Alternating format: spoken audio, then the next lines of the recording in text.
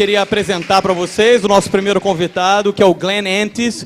O Glenn é um dos pioneiros da animação gráfica.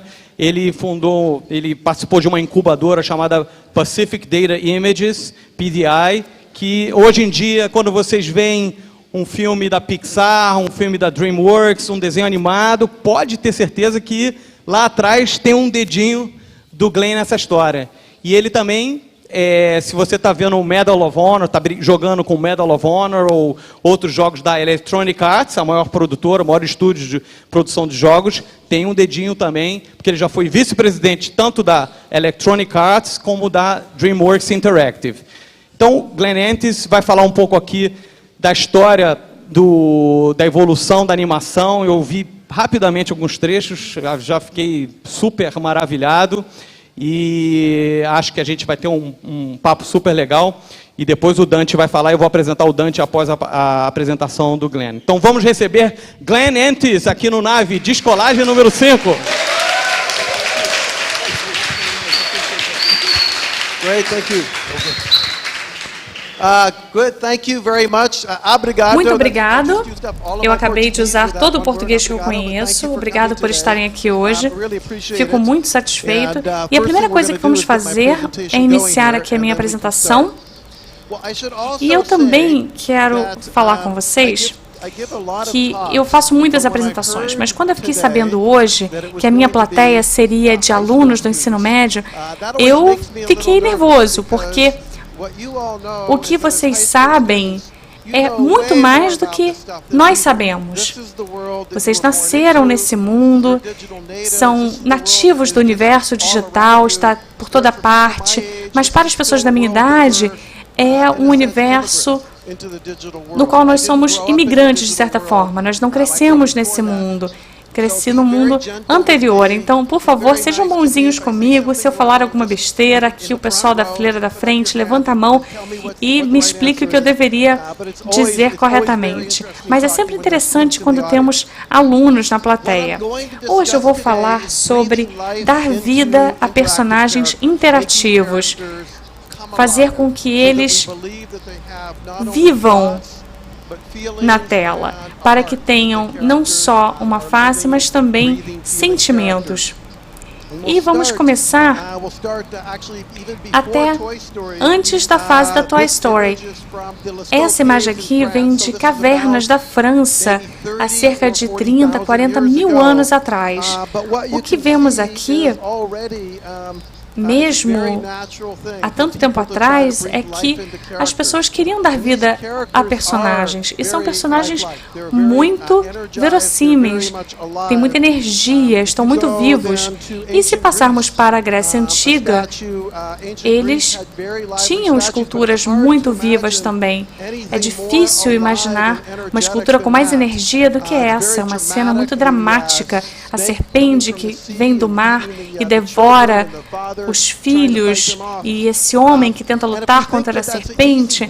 E parece fácil, mas as pessoas durante cerca de 1000 anos esqueceram como dar vida a personagens. Na Roma e na Grécia Antiga havia muita arte viva, mas durante a Idade Média isso foi esquecido e usavam muitas linhas retas e retângulos, mas não tinham mais personagens vivos. E veio então o Renascimento, e as pessoas redescobriram essa técnica. Essa obra do Michelangelo, vemos personagens muito vivos, e aqui um exemplo da pintura na Capela Sistina, no Vaticano, em Roma. Esses personagens não só parecem estar vivos, mas eles estão saindo da parede e do teto. Realmente é um ambiente que parece estar completamente vivo. E essa é a parte mais conhecida do painel. E tem a ver com a animação, que é quando damos vida a um personagem. Agora que vimos um exemplo disso, Talvez eu tenha concluído a minha apresentação. É só isso, dar vida a um personagem. Será que é o final? Obviamente não é, porque estamos dando exemplos de dar vida a personagens estáticos, mas a partir destes vieram os filmes. E com o Thomas Edison e outros inventores, eles criaram a ideia de fazer com que as imagens se movam na tela.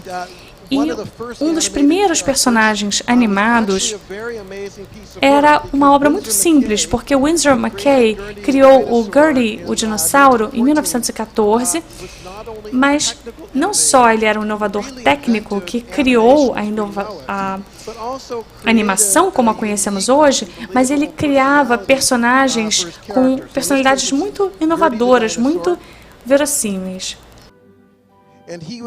Aqui temos o dinossauro e o criador participava de programas em que ele interagia com a animação na tela. Ele dialogava, interagia com o dinossauro. E era algo muito especial. Não era uma ação ao vivo processada. Era, de fato, um personagem inviável na vida real e as pessoas entenderam que era simplesmente uma animação.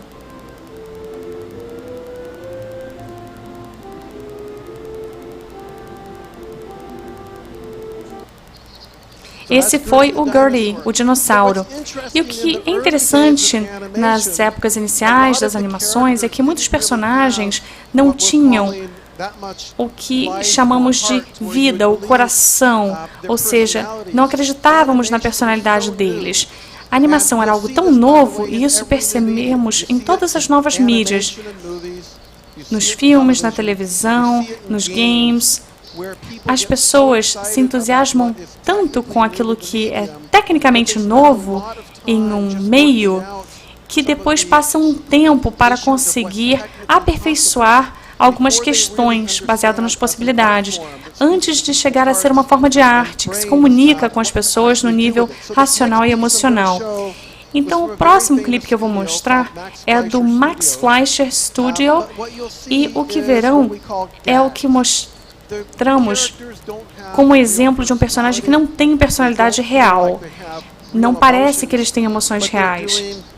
Mas eles fazem esses truques na animação, coisas que seriam impossíveis de fazer com cenas de ação reais. Então essa é a época inicial da animação, quando as pessoas estão descobrindo o que é possível fazer usando animação que não podemos fazer com ação comum. Esse vídeo é um pequeno clipe de um desenho animado chamado Coco's Hypnotism, a hipnose do Coco.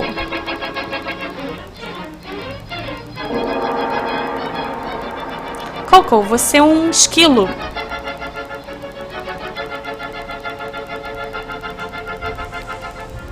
E você é uma noz.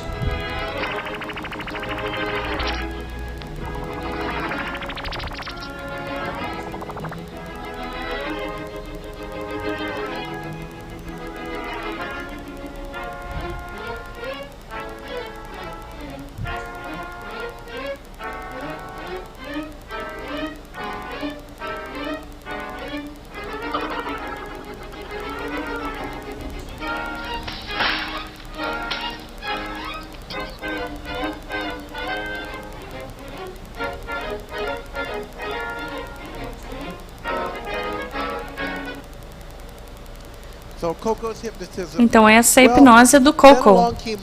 Depois veio o Walt Disney e ele mudou tudo para o mundo da animação. O Walt Disney e seus animadores eram grandes inovadores técnicos. Eles inventaram grande parte daquilo que nós conhecemos atualmente como animação. Mas uma das coisas mais importantes é que entenderam que a animação era uma ferramenta para expressar emoções e contar uma história.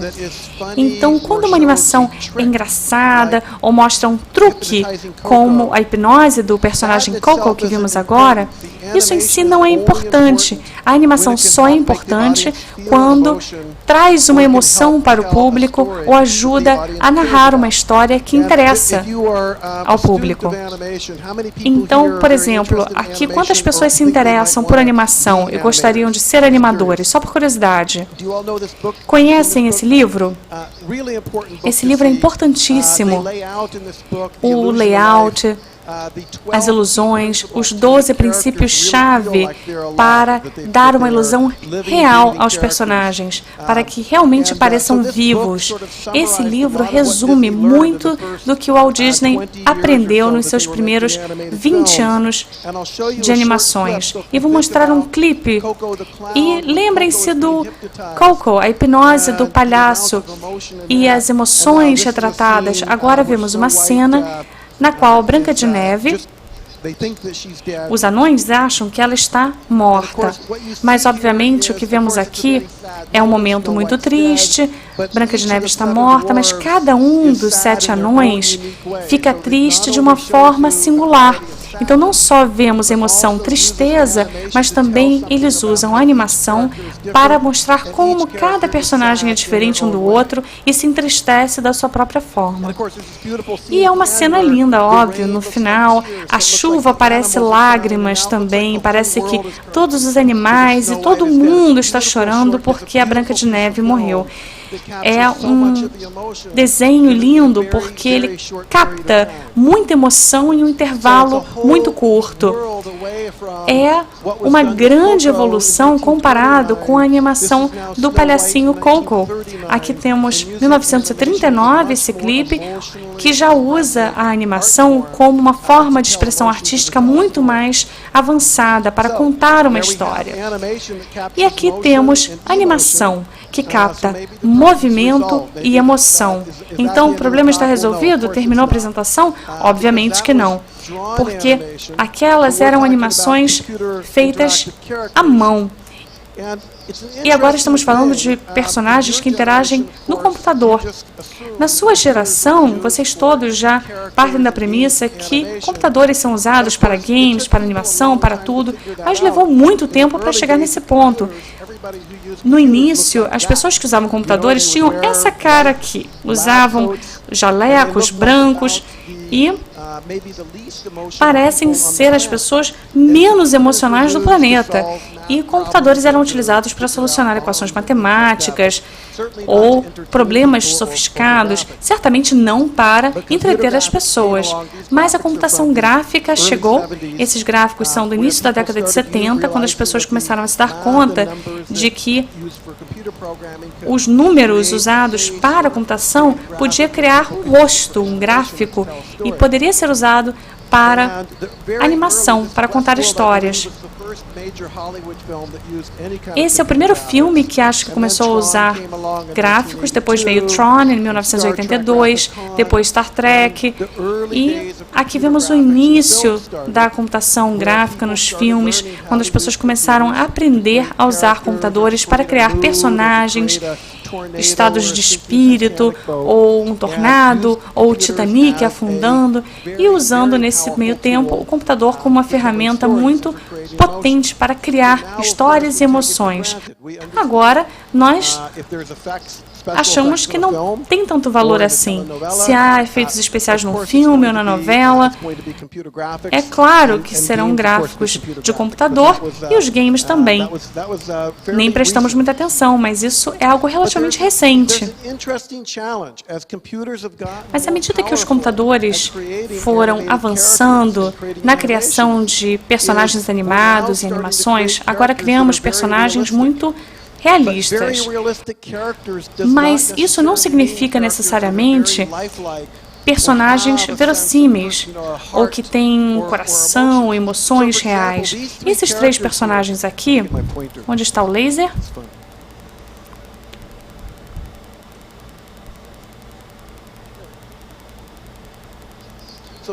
Esses personagens, o funcionário do Polar Express e o personagem do Final Fantasy, eles são peças técnicas excelentes, ótimas tecnologias, artistas muito fortes. Mas quantas pessoas já viram esses filmes aqui? E dos que já viram os filmes, quantos se apaixonaram com esses personagens? Acharam que eram personagens muito calorosos, onde havia uma relação forte entre você e o personagem? Geralmente há alguns poucos, mas muito menos do que o total que viu o filme. E essa é parte do problema.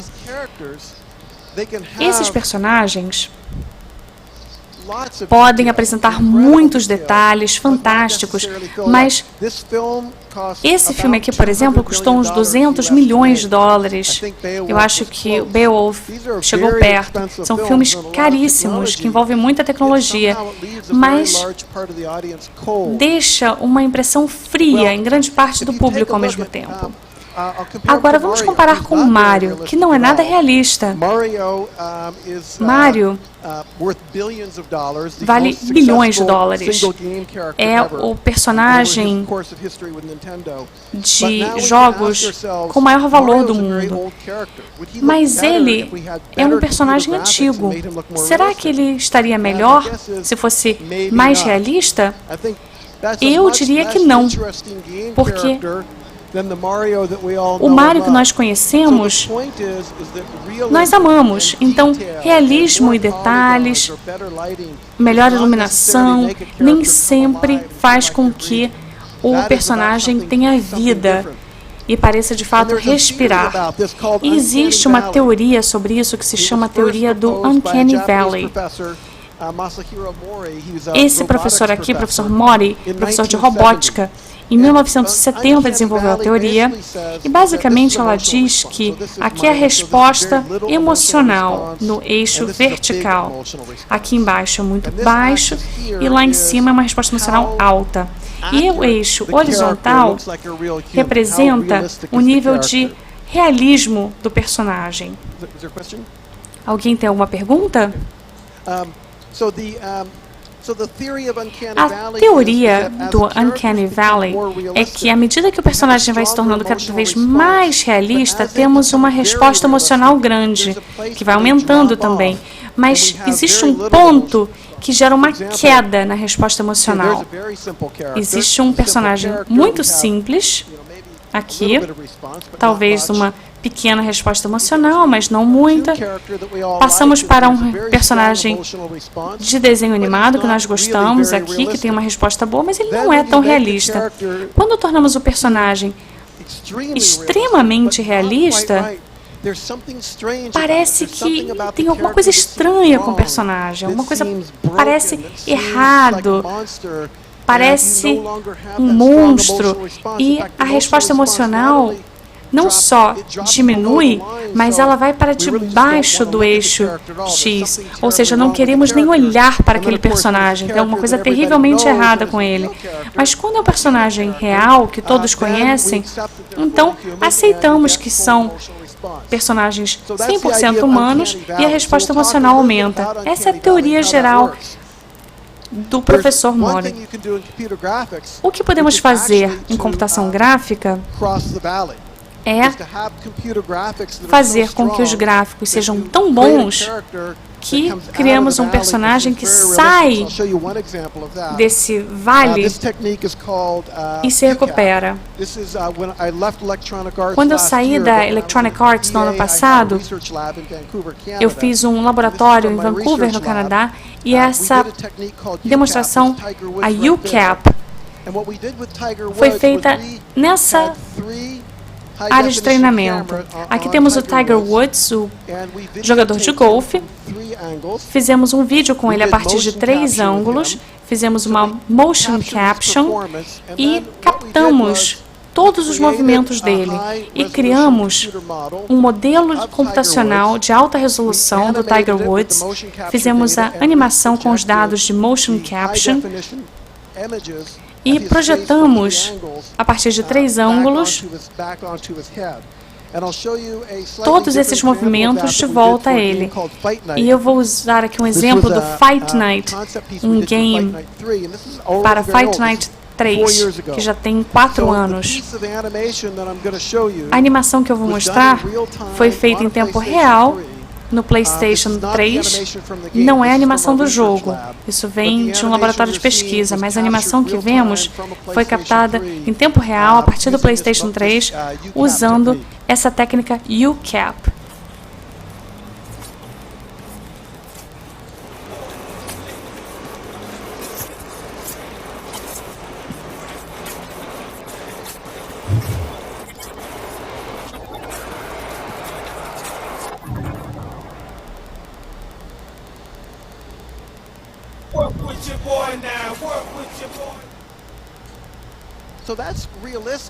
É realista e, de certa forma, se recupera daquela linha descendente de resposta emocional. Mas será que resolve o problema?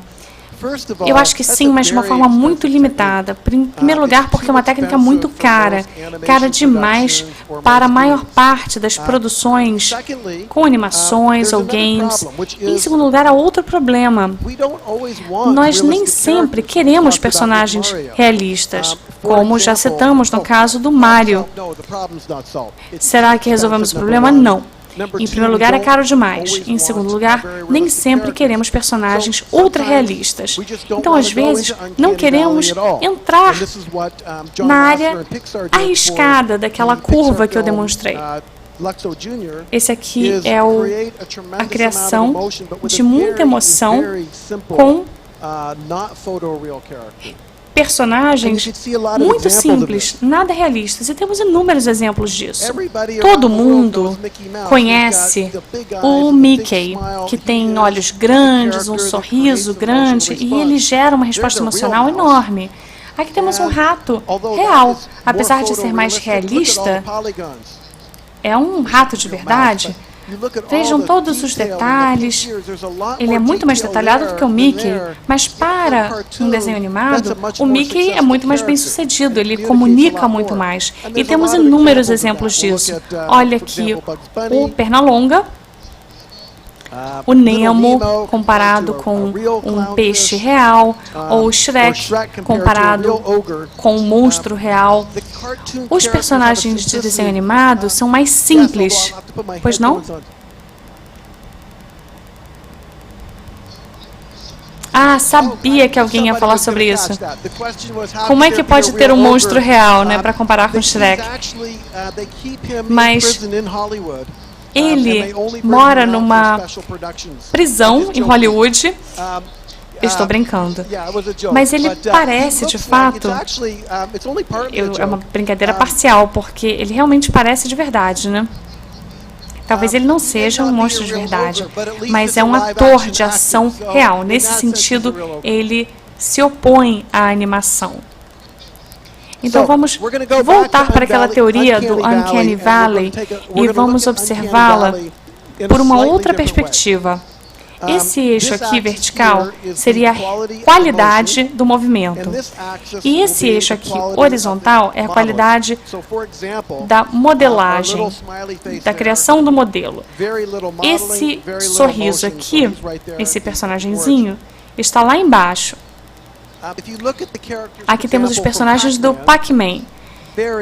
Um modelo muito simples e só um pouco de movimento, mas é movimento suficiente no Pac-Man, a forma como ele se desloca, como os fantasminhas perseguiam Pac-Man. As pessoas gastaram milhões de dólares em moedas de 25 centavos para jogar esse jogo.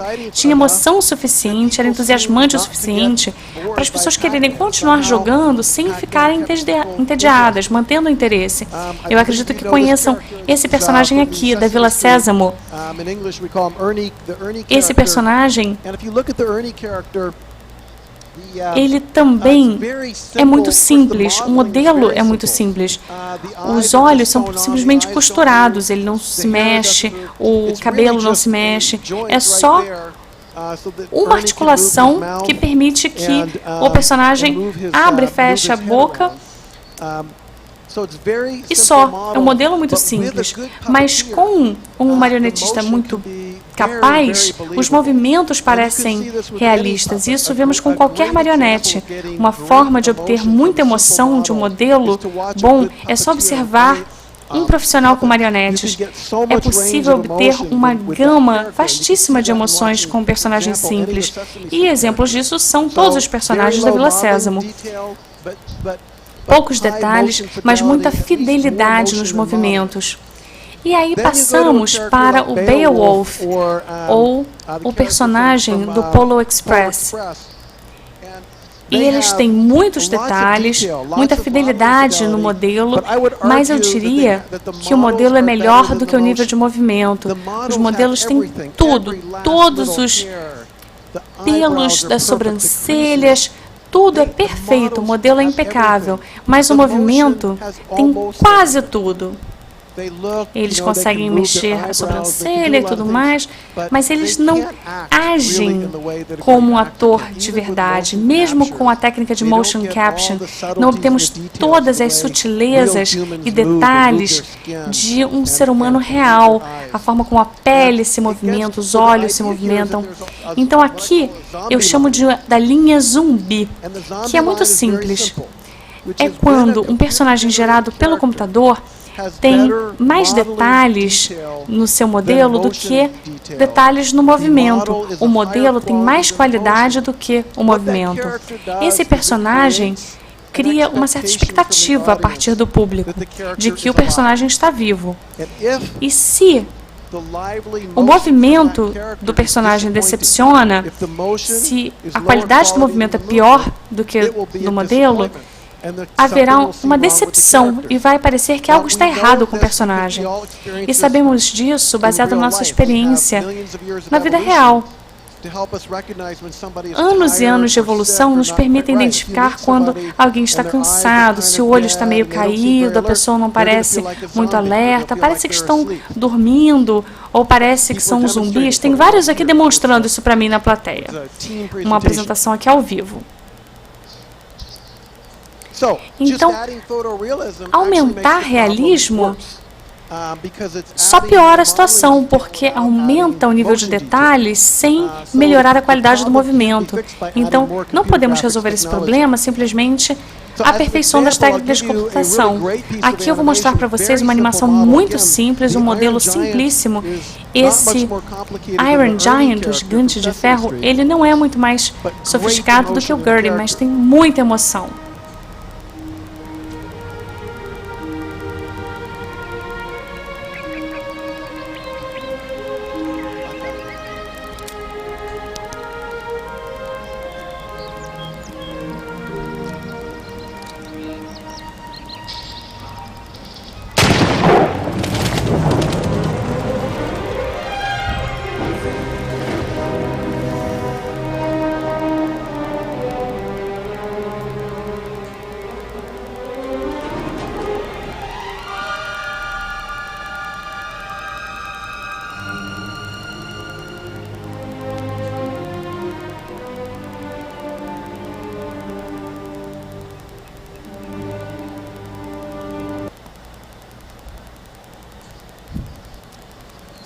E agora entramos na parte final, que é, mesmo se houver um personagem simples com muita emoção, o problema da vida interativa é mais sofisticado do que quando não há interatividade. Nós precisamos acreditar no que o personagem está fazendo, o que está pensando e o que está sentindo. Mas nos games também precisamos acreditar na forma como os personagens respondem e como se relacionam com os outros. Então, como eles vão responder a situações imprevisíveis no jogo. Vou mostrar parte do que fizemos no laboratório de animação em Vancouver. E é muito interessante, na minha opinião, porque eu ainda vejo exemplos de pessoas que tentam abordar os personagens interativos da forma mais literal. Todos os detalhes do movimento muscular, do cabelo, é ótimo e muito útil, mas há relações entre o ângulo da cabeça, do olhar e a relação entre o movimento do corpo e esses outros dois movimentos. Se eu observar essas variáveis, por exemplo, se eu estiver olhando para vocês assim ou assim, eu vou gerar uma resposta emocional muito diferente. E agora eu vou mostrar um personagem que não tem expressão facial alguma. O modelo para esse rosto é fixo. Não existe movimento no rosto. Esse personagem vai seguir com o olhar um ponto luminoso na tela que vocês não veem. E eu vou dar 3 exemplos. E o que varia de um exemplo para o outro são os parâmetros que são diferentes. A animação não é diferente, o input não é diferente, mas são 3 personalidades diferentes na forma como o personagem acompanha esse ponto luminoso. No primeiro, ele parece muito interessado, está alerta.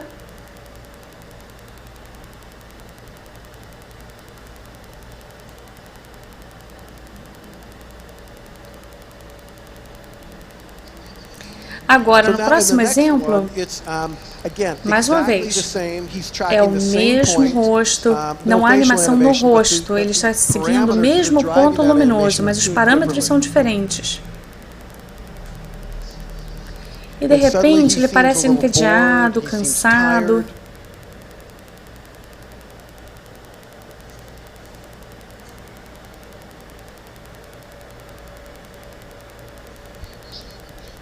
E agora eu vou mostrar o mesmo personagem, a mesma situação, mas uma terceira versão mais teatral, mais dramática, devido à mudança nos parâmetros.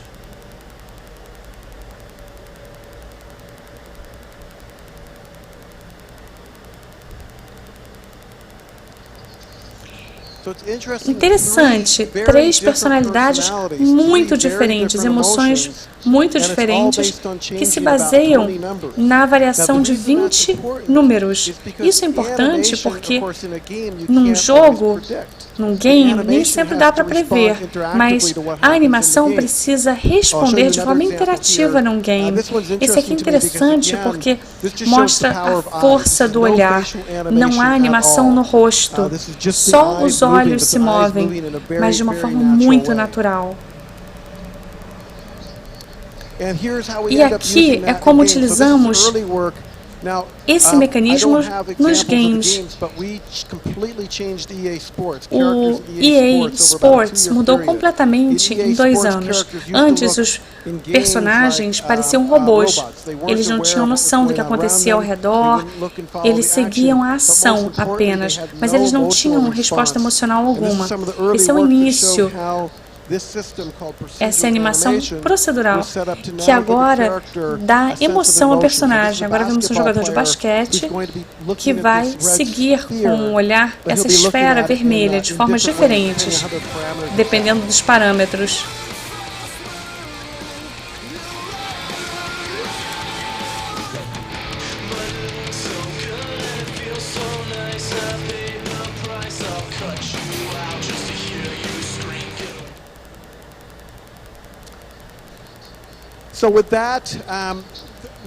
Então, falamos brevemente sobre vários tópicos, mas eu queria passar desde o início das tentativas de dar vida e emoção aos personagens e passando por formas de criar essas emoções em videogames. E o que é interessante é que tudo aconteceu muito rapidamente.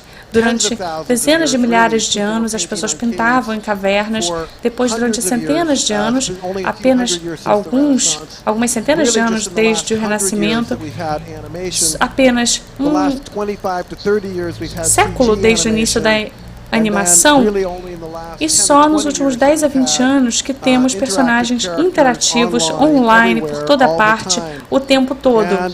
E o ritmo da mudança é inacreditável. Como a mudança vem acontecendo mais rapidamente com o passar do tempo. tudo passou a ser digital, tudo está online, os displays interativos estão por toda parte. Então, essa palestra realmente fala sobre como a tecnologia responde a nós, seja num game, numa mídia interativa ou numa presença fria, como tínhamos em 2001 no filme com Wall. Agora temos personagens que têm mais emoção. A diferença entre isso e isso é exatamente o que eu quis mostrar, a resposta emocional na tecnologia, como ela responde ao nosso estímulo, seja com interação. Muito obrigado pela sua atenção.